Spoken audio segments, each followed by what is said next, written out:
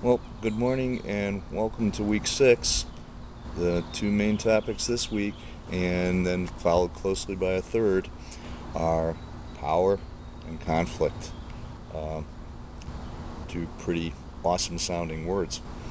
But really, the material is fairly straightforward, and I think you'll accept it as what it says, because you're going to see a lot of applications and what has happened in your own experiences and things that you can imagine.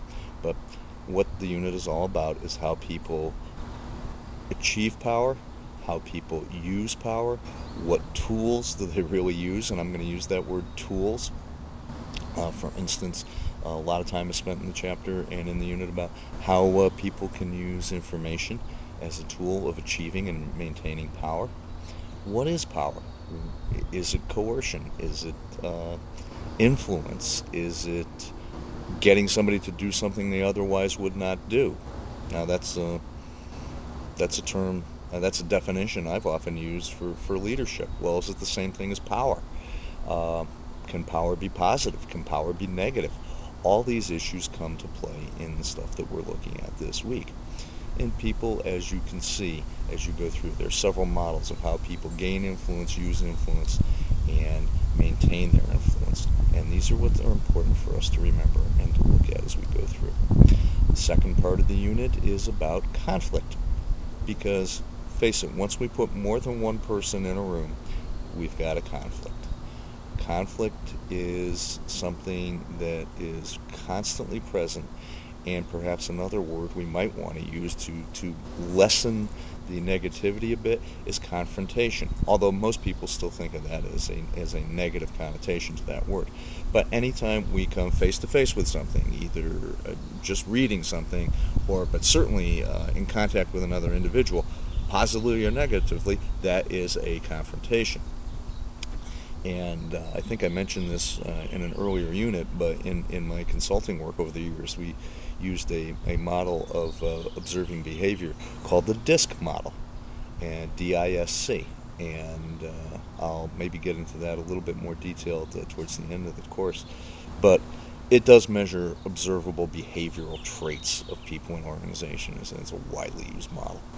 And one of the things that it reveals is that the greatest number of us, the maybe not a majority, but the greatest number, some up in the 40% range of people who've been studied using that model, are people who dislike confrontation, and therefore they will do whatever they can to avoid it.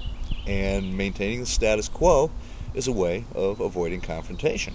Well, if you maintain the status quo, you also resist change, and change is maybe the most common thing. You hear that, the most common thing about change is that it's ever present, that we're always going to have it.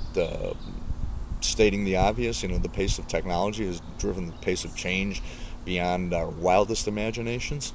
So if we have the largest chunk of the population is that group that resists change, and yet change is what's going to drive us to make ourselves and our organizations better and to get better performance, this is something important.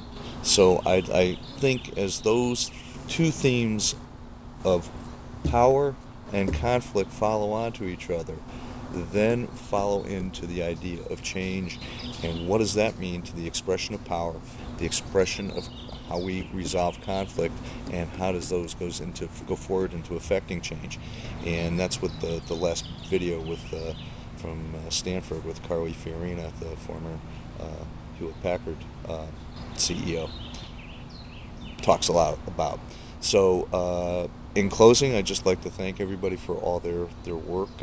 I've got an awful lot of reading to do now. I see there are midterms galore. There are weekly homework assignments. There's discussion boards. I'll try to get through it as fast as I can.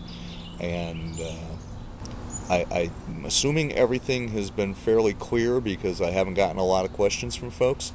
But as I say every week, if you do have questions, feel free to contact me. In case you're wondering what the background is here, by the way, for those of you who are purely online students, this is the post campus. This is what you see, a little bit view looking back across the the center of the campus, the garden in the center. That's Hess Hall over there, where the office of student accounts is. So that's where all your money goes. This is it. This is where I hang out and create all this fun stuff to drive you crazy. So again, if you got any questions, please get in touch with me, and keep up all the work. And it's week 6. We're getting close to the end. Thanks a lot. Bye.